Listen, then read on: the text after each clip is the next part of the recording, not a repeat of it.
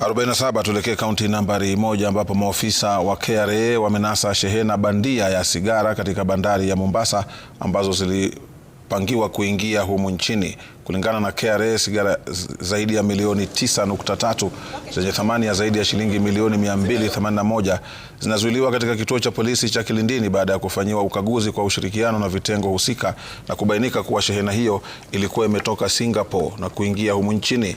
Kulingana na stakabadhi zilizoko, mmiliki wa shehena hiyo alidai kuwa kontena hilo lilikuwa limetoka Sudan ilhali lilikuwa limetoka Cambodia kupitia Singapore kisha kuingia humu nchini.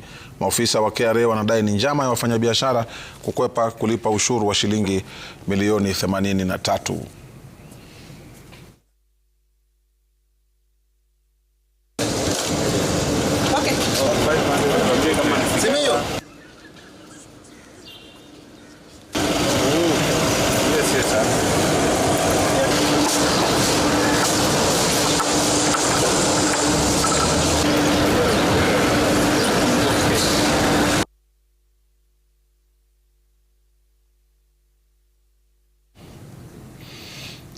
Tuelekee kaunti namba 48.